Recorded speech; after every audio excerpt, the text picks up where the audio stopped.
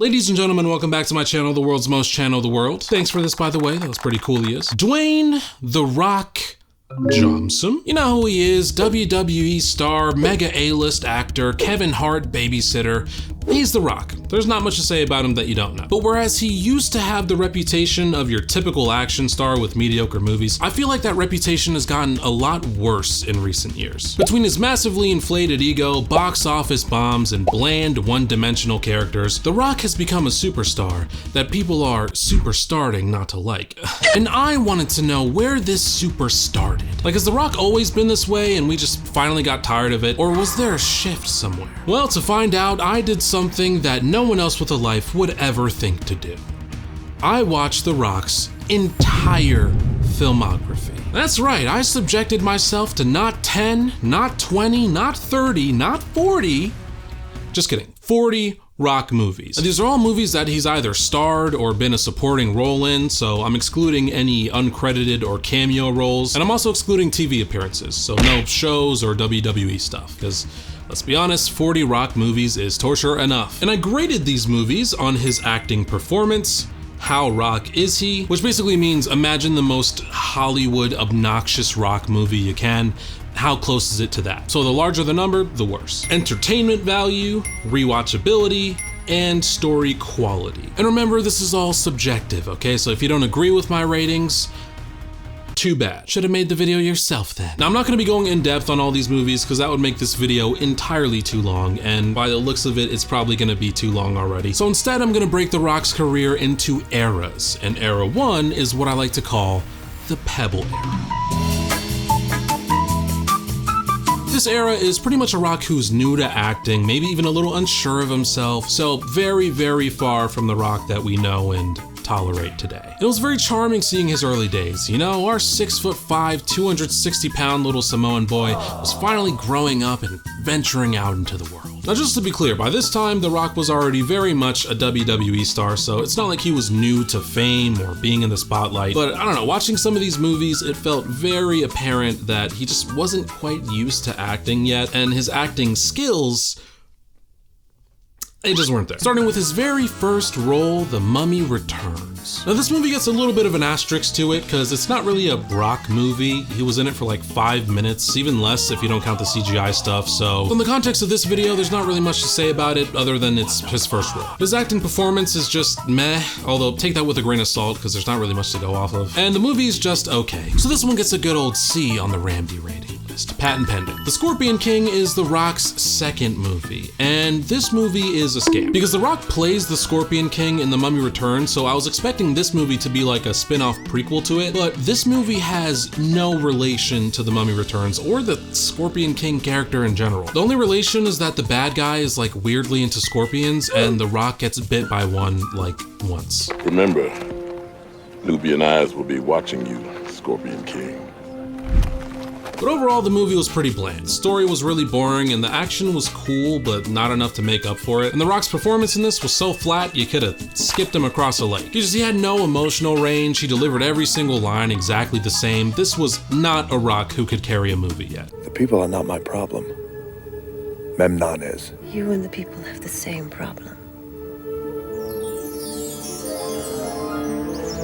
So, sorry, but this one gets a big fat F from me. But it was pretty fun watching him ride a camel and trying so hard to make it look as cool as riding a horse. All right, next we got The Rundown. And you know, this movie wasn't bad. First of all, we finally got The Rock in modern times, so big slay there. This was an action comedy about The Rock trying to retrieve his mobster boss's son and then getting thrown into this whole revolution situation where they're trying to free the people from Christopher Walken. And I think The Rock's performance was definitely a step up here. You know, it still wasn't anything to write home about, but you could tell he took him a little acting class or two. And this was also the first time we saw The Rock play comedic moments. And this highlights a pretty consistent trend in his career where his performances are generally a lot better when he is playing a comedic role. Overall, the movie was a fun little watch, nothing more, nothing less, so I'll give it a good C. Now moving on to Walking Tall.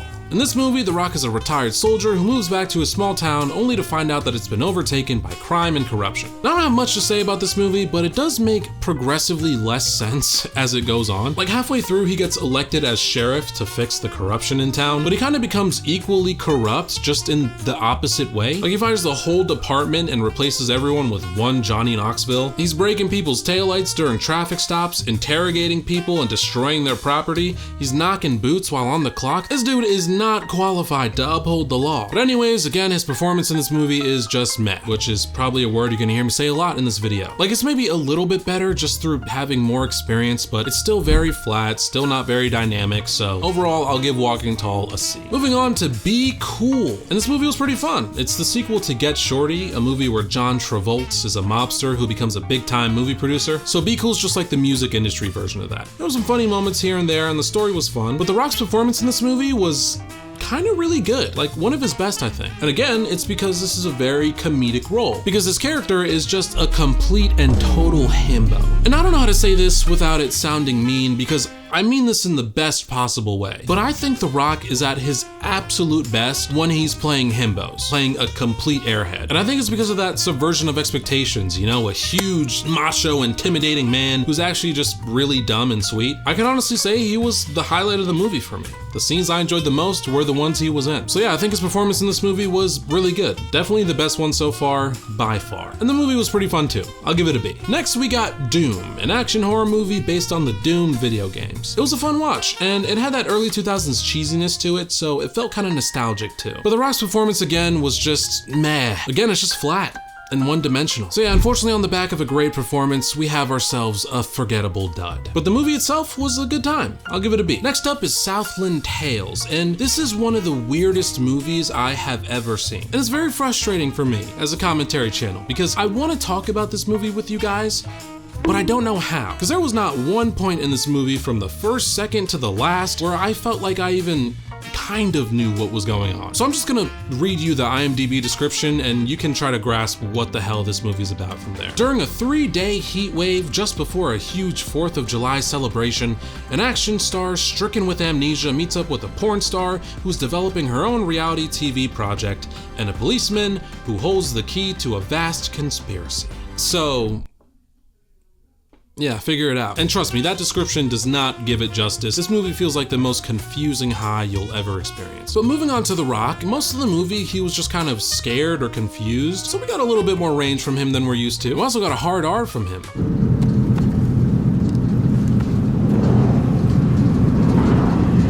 So that was jarring. Overall, his performance was alright, and this movie was the most discombobulating 2 hours I have ever experienced, so I'm gonna have to give it an F. And that brings us to the end of the Pebble era of The Rock's career. So now we have a Rock who's been in a good chunk of movies, and he's starred in most of them, so he has a good amount of experience under his belt. And yeah, his performances so far aren't anything great, but he does seem a little bit more comfortable and sure of himself. On average, his acting performance was about a 5, his Rock score was a 3.9, so we're kind of far from narcissistic action star levels. The movie's entertainment values have been about a 5, rewatchability of 3, story quality of 4, and the average tier ranking has been a C. So all very much middle of the line stuff in this era, which, hey, isn't bad to start an acting career. But now we enter era 2, which I like to call the Rock of Fun era. Now this era might just be my favorite era in The Rock's career because it feels the most diverse and un-rockish. Because believe it or not, there's not one action movie in this era. It's mostly just kids movies and adventure movies. And we're starting off strong with Gridiron Gang. In this movie, our little Rock is a counselor at a juvenile detention center, and he decides to start a football program to help rehabilitate these little troublemakers. And I really enjoyed it. It's your classic inspirational sports movie. It's got heart, it's got comedy, it's got touching and triumphant moments. It's a pretty damn good movie, especially for The Rock. And his performance in this movie was great. I mean, granted, he wasn't a Coach Carter or Denzel or nothing like that. You know, he was able to carry this movie and not take me out of it. His acting was still a little flat, I feel, but you know, there were a couple emotional moments where I was kind of surprised that he was able to go there, you know? I felt his emotion a little. So I thought his performance was great. I thought the movie was great.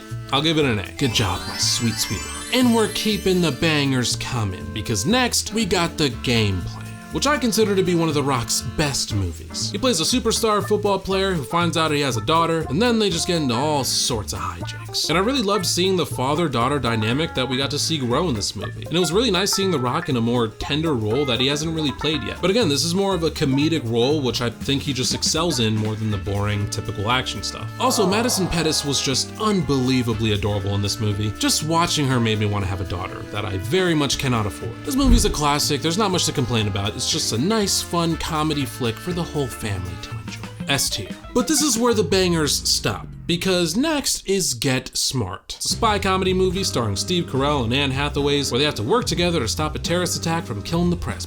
And The Rock plays the badass cool guy spy who, get this, turns out to be the twist villain at the end. Well, and I regret to say this because I love Steve Carell and Anne Hathaway. They're top tier white people. But this movie was kind of boring. The comedy didn't land for me, and even though Steve Carell was goofy and oblivious, he was still kind of perfect at everything. So I never felt any tension throughout the movie. Nothing felt like a big feat, you know? It just kind of felt like him doing stuff. But as for our boy Dwayne, his performance was fine. I don't really think his character demanded much of a performance, so it was standard. Unfortunately, this movie gets an F from me. Sorry, Steve. I hope you still like me. Next up is Race to Witch Mountain, where The Rock is a cab driver who picks up two alien kids and has to save them from not only their own alien government, but the regular government. Yes, the government sucking is an intergalactic experience, so this was a fun little adventure movie. It had some good comedy and some good action, like this innocent old man getting brutally murdered while minding his business doing his job. The Rock's performance was good. I feel like he played his character and situations well. The movie itself was a fun little watch, nothing special. It's a B for me. Now we got The Rock's very first animated movie role, Planet 51. He plays a famous astronaut who gets stuck on an alien planet and has to get his ship back to head on home. Fun fact, I did watch this movie as a kid, and for some reason I have a very core memory of a specific part of it, which was a dick joke. Rover here will take us right to my ship. That's a funny place for his antenna. So whoever made this movie, just know that that is the legacy you lead. But this movie was really fun. I really liked the comedy and universe it's set in. And I really enjoyed The Rock's performance in this movie too. I was expecting the thing a lot of actors do in animated movies where they don't really voice act, they just kind of talk like themselves. But The Rock didn't do that here. I feel like his voice was generally more high-pitched and like whiny. Oh, just great. Perfect. John Glenn goes around the world. He's a senator for life. I went across the freaking universe! I should be governor! Minimum! So it never felt like I was listening to The Rock's voice, you know? It felt like I was just listening to a character. Overall, it was a good movie, good Rock performance, and it was a tight 90 minutes, so they get you in and out of there real quick. You get an A. Next up, we got Tooth Fairy, another kid's flick where The Rock plays a past prime NHL player who's slumming it in the minor leagues and then is forced to serve 1 week as a tooth fairy. And I need to talk about how many things in this movie just do not make sense. So much so that it could honestly be its own video, but I'll just try to condense it all into this segment. And I know it's a movie about tooth fairies, how much sense can it make? But there should still be logic, okay? And there is none here. Because he became a tooth fairy as punishment for being guilty of killing kids' dreams. You, sir, are guilty of disseminating disbelief, killing dreams, committing first-degree murder of fantasy. And what she's referring to is him telling his girlfriend's daughter that the tooth fairy doesn't exist. But that's not what happened. He almost told her, but was stopped. Tess, you're a big girl now, you're 6. So let's just get this out of the way. There's no such thing as a Bang! Oh, here it is. How did it get down there? So what is he guilty of? Attempted dream murder? With a good lawyer, which he has, he should serve no time. Also, this system makes no sense. You're gonna take people who are horrible enough to kill kids' dreams and force them against their will to become jolly old tooth fairies? Are you magical people not smart enough to see where the conflict could arise there? Also, what's the vetting process here? Because you're telling me if a serial killer killed a kid's dreams, he would now be required to go into kids' rooms at night with special fairy powers? And there's no efficiency in this system. The Rock doesn't want to be a tooth fairy, nor does he care enough to learn how, so he just continually screws up every mission and then they have to go and clean up his mess. So how is that system better than just choosing people who want to be tooth fairies in the first place? It looks like a fun job, I'm sure people will sign up. And they just constantly barge into his life at the most inconvenient times and demand that he drop everything he's doing to go do a mission. And he can't tell anybody about this, so as you can imagine, it looks like he's having an affair. Fairies how many divorces have you caused by doing this? Like, do all the relationship issues caused by this stay even after he's done being a tooth fairy? Do the office fairies have personal lives, or do they just work for the rest of eternity? If a surgeon was in the middle of like a life-saving operation, would you say, too bad, buddy, I got a 9-year-old who needs $5 ASAP? I have so many questions about this weird-ass fairy business, but this video is gonna be too long. We'll move on. So The Rock's performance in this, it wasn't great. He had a hard time like delivering sincere or intense emotions. So yeah, I don't know how many people grew up with this movie and love it, but it was not good. It gets an F.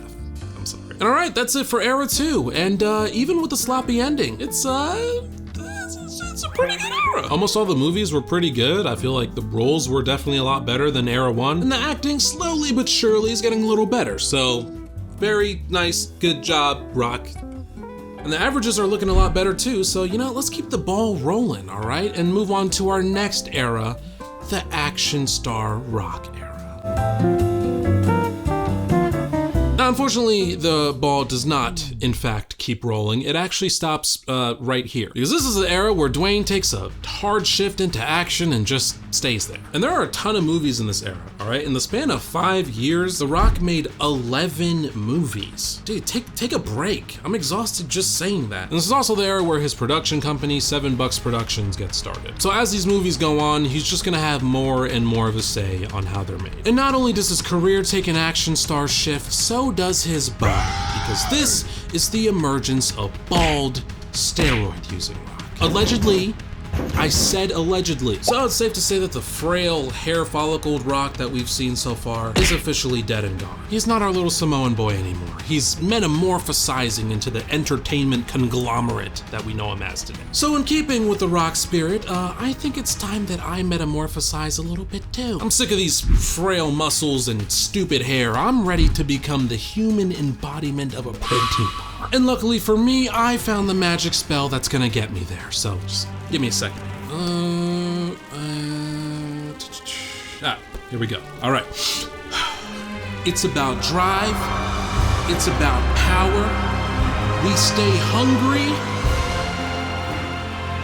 We devour.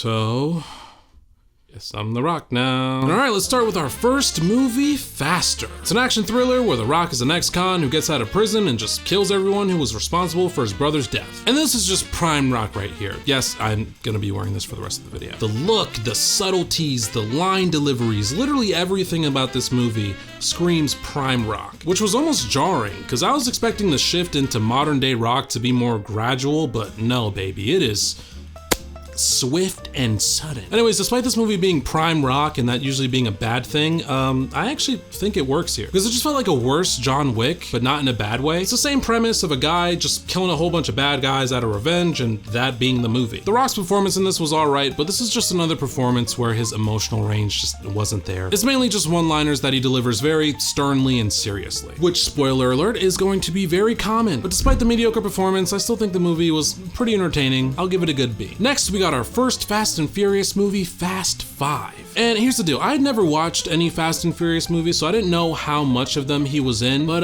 yeah, it's a good chunk. And I had to watch all these Fast and Furious movies within the span of like a couple days, so they all just kind of meshed together after a while. And they are very formulaic, so I'm just gonna generally explain how Fast and Furious movies go now, so I can just breeze through the other ones later. It always starts off with a family being nice and happy and stuff. Then they either get hired for a job or something personal happens to the family. They always promise that it's the last job they're gonna do and then they're gonna relax for the rest of their lives. We're gonna do one last job and disappear forever. Which is never true. They scope out the sitch, they make a plan, they get the gang together, then from here it's just your standard heist movie. Ludacris and Tyrese Gibson are cracking jokes, Han is eating chips, Dom is talking about family, something happens to the plan so they improvise a solution, there's a street race somewhere, tons of increasingly unrealistic action, destroyed property and cars, which leads to the big third act action sequence, and then the gang wins, they celebrate and cheers to family, movie over. Congrats congratulations, you have just watched Fast and Furious' 5 through 10. The Rock plays Luke Hobbs in this franchise, who's your typical no-nonsense government agent dude who's really cool and badass and ripped and charismatic and smart and all that stuff. And this is almost the exact point where his physical presence becomes his brand. He almost becomes like an action figure of himself. And his performance in this movie is meh. Again, it's whatever. It's the same kind of thing. Like, you're not watching this movie for The Rock's acting. You're watching it because you want to see him punch people. So there's not a lot of nuance in this character. And this franchise is just movie junk food. It's not amazing, but it's pretty damn good. It knows what it is. It doesn't try to be anything more. It's a fun movie. I give it a B. Next, we got Journey to the Mysterious Island. And this movie feels a little bit out of place in this era. This definitely feels like a Rock a fun movie because it's your classic kids adventure. Peter and the Rock go on a journey with Vanessa Hudgens and Luis Guzman to find Michael Caine on this hidden island. And The Rock's performance in this wasn't bad. It wasn't as good as his other roles in kids movies, but he still has some good comedy moments and some nice heartfelt ones too. So there was a bit more range in this movie than his typical ones at this point. Plus we got some Rock titty jumps in this movie, and I'm never gonna complain about that. I can do it too. So The Rock's performance was good. The movie was generally pretty fun, but nothing great. I give it a C. Moving on to Snitch. And this is an interesting one because it's more of a drama thriller than it is an action film. In this movie, The Rock's son gets set up in a drug deal, so he offers to work with the DEA to help take down the drug ring in order to free his son. And I really liked this movie. It felt grounded and real, very high stakes. This was not a movie where people were punching and shooting out of situations. This was a normal, unassuming dad tapping into a very dangerous, illegal business in order to save his son. So the movie itself was good, but The Rock's performance was just not up to par. Because I feel like at this point in The Rock's career, most of his performances are just kind of flat, which I feel like you could get away with in like action movies and kids movies, but this is a movie that I feel really could have benefited from a better actor. Like, there was no reason why The Rock needed to be the lead in this. Especially with a cast like John Bernthal, Susan Sarandon, Michael Kenneth Williams. They all gave great performances, especially John. So it's not that The Rock's performance was actively bad, I think his limitations were a little bit more exposed. Despite his lacking performance though, this movie was still a really good watch. It gets an A from me. Moving on to G.I. Joe Retaliation. And I'm not gonna talk about this movie. It's your classic Rock flatness, classic boring action movie stuff. This is a movie I forgot about 5 minutes after watching it. So it gets an F. Moving on to Empire State, a movie about two friends who robbed an armored car depository, but then The Rock sniffs out the holes in their story and tries to bust them. And this is a similar situation to Snitch, where The Rock's performance wasn't actively bad, it didn't add anything to the movie, and I feel like a better actor would have elevated the role more. The movie's set in 1980s Queens, and everyone else was able to blend into that world. I believed that they were authentic New Yorkers just trying to survive another day. But then The Rock showed up on screen, and I was like, oh, that's just The Rock. So overall, The Rock's performance left something to be desired, but the movie had a good story that kept me invested. It was a fun watch. I give it a B. Next, we got Pain and Gain, and I consider this to be The Rock's greatest performance of his career. It's a dark comedy about a group of bodybuilders who kidnap and extort a rich guy,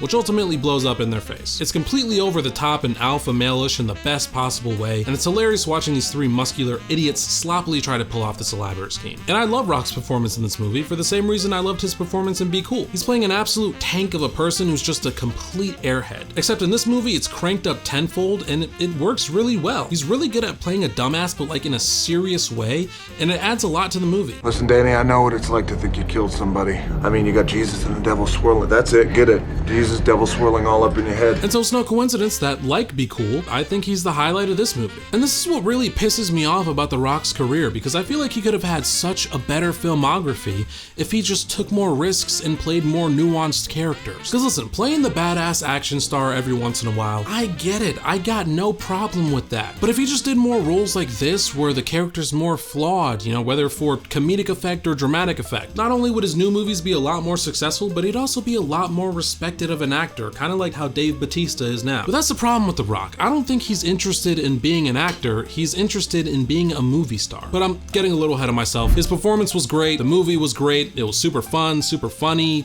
It's an S. And the rest of this era, and really his filmography in general, just kind of starts to blend together at this point. It's just the same kinds of roles, same kinds of complaints, so we're just gonna speed through them a little bit. Fast and Furious 6. Hobbs is now in the fam. They're facing Shaw number 1. Oh look, Letty is back, but she's bad. Uh-oh. Rock was mad, movie was fun. B. Hercules. Prime Rock here. Just a guy who's so amazing at everything that people literally think him a god. And despite the fact that we're in ancient Greece, he's the only one who doesn't have an accent. 4,000 strong, their minds bewitched. Demons march with them.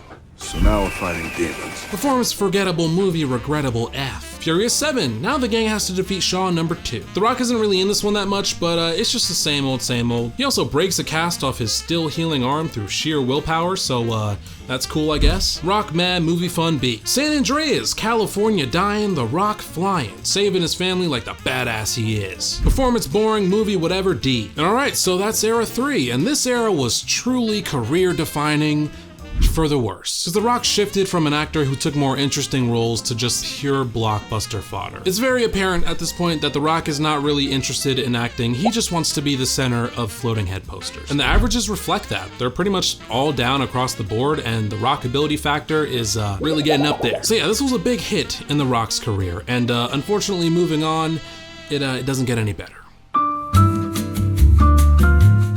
Now this era is pretty much just a continuation of the last one, but with one small addition, figuratively and literally. This is when the powerful box office duo of Kevin Hart and Dwayne "The Rock" Johnson was born.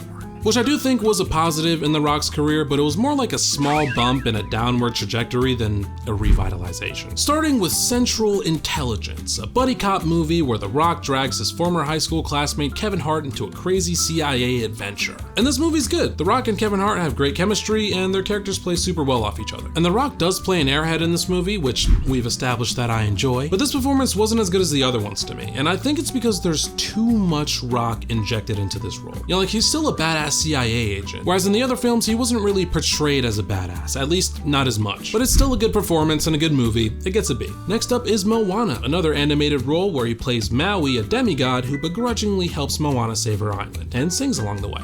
What can I say? It's a cute little movie, we've all seen it, and although I think The Rock's performance in Planet 51 was a lot better, this one was still good too.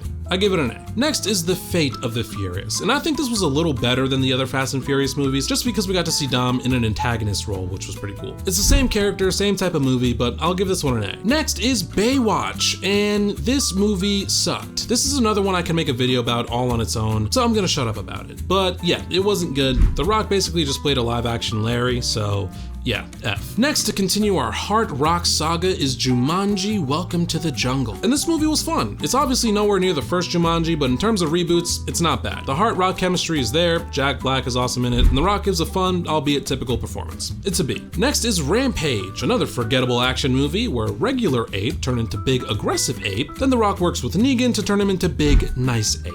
Typical Rock movie, it gets an F. Skyscraper, where The Rock's family is trapped in a burning building and he has to save them. But this isn't your typical Rock movie, because he's missing a leg in this one. It still sucks though. F. Next is Fighting with My Family, and despite The Rock literally being in the poster for this movie, he is not really in it. And I unfortunately didn't realize this until 3/4 into the movie. It swindled me. So while I did enjoy this movie, he really was more of a cameo in it, so I'll have to disqualify this one. Sorry, Rock. This one could have really helped your averages, but we move on. Hobbs and Shaw, our final movie in the Fast and Furious universe, and this movie was whack as well, unfortunately. It was basically a Fast and Furious movie without the best parts of it, the family. Because nothing's more important than family. And the Hobbs and Shaw bickering that we're used to seeing only in small doses got real tiring when it was the main source of comedy for an entire movie. And apparently the reason this whole spin-off got made is because The Rock and Vin Diesel don't like each other to the point that they don't even want to work together anymore, which I didn't know, and don't care enough to research on, so we'll leave that there. But if The Rock trying to take a franchise that's literally built off family and make it about him doesn't show his increasing ego,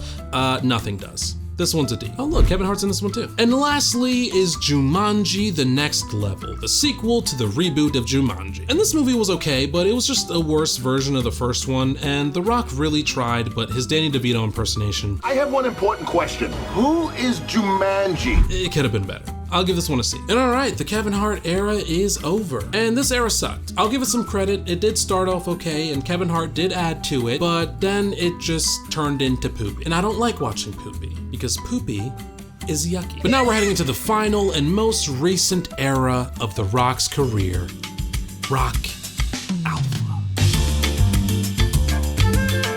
And this era is just the culmination and pinnacle of all the Rockness bubbling up. This is a Rock whose years and years of being an action star, a hero, a sex symbol, an icon have completely gone to his head. And his production company is in complete control of his career at this point. So he's not just acting anymore. He's the one who's actively calling the shots behind the scenes. It almost feels like he just has a random movie generator in his office that's fine-tuned to make sure that he's always the center of attention. And there's not a lot of movies in this era since we're still kind of living through it, so let's breeze past this thing real quick. Jungle Cruise. This movie was apparently based off of a Disneyland ride. A Disneyland ride was the inspiration for a 2-hour movie. And it shows, because this movie just feels boring and empty. There's no childlike wonder or magic in this. It feels very manufactured, and it also looks horrible. It absolutely reeks of green screen. And this most likely was filmed during COVID, so I'll give it a pass, but man, it can be an eyesore to look at. And The Rock, you know what I'm gonna say, his performance was, say it with me, meh. Red Notice. Have you ever wanted to see Hobbs and Deadpool team up in a buddy movie together? No? Well, why didn't you tell us before we spent $200 million? This was the worst movie star movie I have ever seen. I'm actually shocked that they cared enough to give these characters names, because it was abundantly clear that the whole point of the movie was that The Rock, Ryan Reynolds, and Gal Gadot were in it. It's an F. DC League of Super Pets, another Hart rock classic. And this is the very dim light in this era of cinematic darkness, because it's the only movie in this era that I actually enjoy. The Rock plays Crypto, and he and his ragtag team of misfits have to save the Justice League from a guinea pig. And can I just say something? The movie starts off showing Superman's origin of getting shipped off Krypton because it was gonna go boom boom, but then I noticed that his parents actively held Crypto back from joining him. So were they just gonna make him die with them? Because that's not very nice. But overall, I thought it was pretty funny. The Rock was alright. B. Black Adam, the most Rock movie there ever was. Because only he would have the audacity to become a Shazam villain and then try to become the center of an entire cinematic universe. This was a pure ego boost movie and nothing more. He just flies around and kills people, and I legitimately think he delivered every single line in the movie exactly like this. Red One. Have you ever wanted to see Hobbs and Captain America team up in a buddy movie together? No?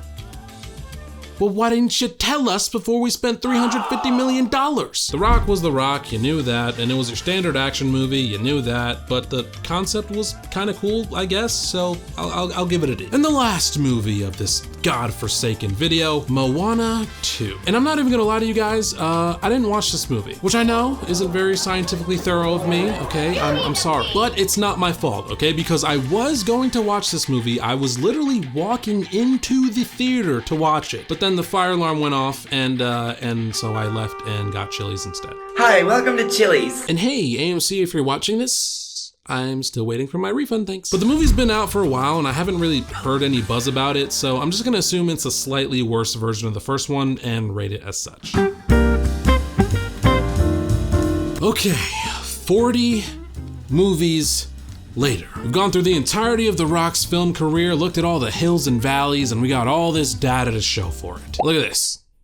I made graphs. Now, I'm not very statistically inclined, alright, so this data may not be the best, but you made it this far, so it's too late to turn back now. And if we look at the trends for each category, they pretty much support how I feel about his career. Because first, if we look at his acting performance, this is what we expected. A small rise, mainly good performances in Era 2, and then generally downhill from there. With his best role being Pain and Gain, and his worst roles being Baywatch and Black Adam. Same for How Rock Is He? I mean, you see it just completely explodes in the latter eras, and what would you know it, there's almost a direct correlation between how bad his performances are and how rocky he is. It's almost like a damn mirror. Rewatchability kind of follows the same trend, you know, small rise, then generally downhill, but surprisingly, entertainment value and story quality are somewhat consistent throughout his career. But now, let's look at my personal tier list ratings. And it looks like what I expected, but also kind of not, because, you know, yeah, there are a lot of Fs on this chart, but there are also a lot of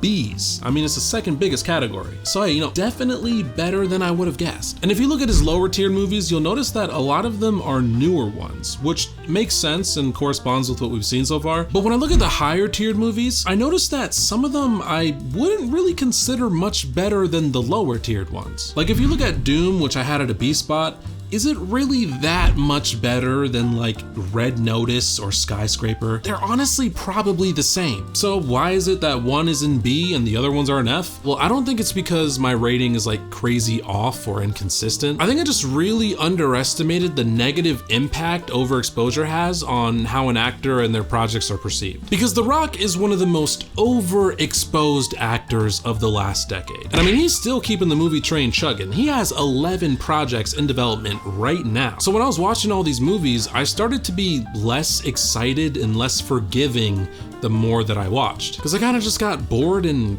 used to them. And if you look at the scores, I mean, they reflect that. Granted, I did watch all these movies in the span of like 10 days, so the Rock fatigue was definitely heightened, but I think it just really reminded me and showed me firsthand the importance of quality over quantity. And it also reminded me of the interview Jamie Foxx did with Denzel, because there's a specific part where Denzel perfectly encapsulates what I think The Rock is doing wrong as an actor and why a lot of us don't like or care about him anymore. Especially in movies, you want people to go, wait, I can't wait to see him. Right. You know, not, oh, I see him everywhere. Listen, branding for an actor is being good, not being known. Your brand is, whatever you did, was it any good?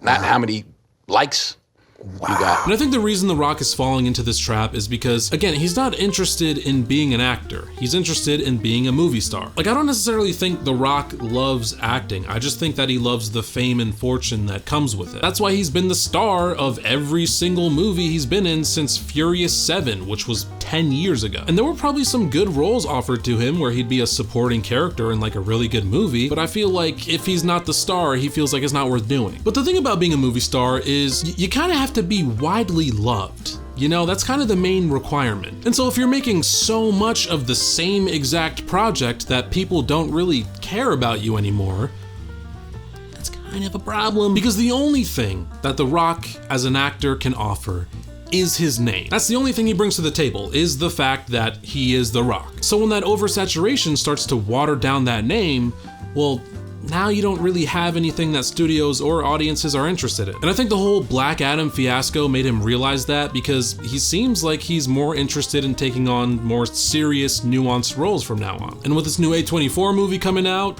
it seems that we're gonna get a little taste of that, so hopefully it's a good performance. I mean, I'm rooting for the guy, I don't hate him, I'm just tired of him. So overall, I would say The Rock's filmography is just average. Literally, if you look at the averages for The Rock's entire career, it's just middle of the line. But the reason it feels so much worse than it is on paper is because people just don't care anymore. And that was such an essential ingredient to The Rock's whole spectacle. You know, he could phone in a performance, the script didn't have to be that good because him being in it was enough. But now I think we've gotten to a point where that's just not true anymore. Like, people don't just want to watch stars anymore, you know, they want to watch good movies. So Dwayne, I wish you the best of luck. And if you actually are watching this video and I've offended you in any way, I'm sorry, please don't throw me. But yeah, I think that's it for me. I have been entirely too hyper-focused on The Rock for about a month now, so I never want to see his face again for the rest of my life. But if you enjoyed this video, make sure to like, comment, and subscribe to the channel if you legally want to be better than everybody else. The way things are looking right now, who knows, that might actually be true one day. And let me know if you want me to do this with any other actor. Watching 40 movies in 10 days was a lot, so I'm probably not going to do this again anytime soon, but you know, maybe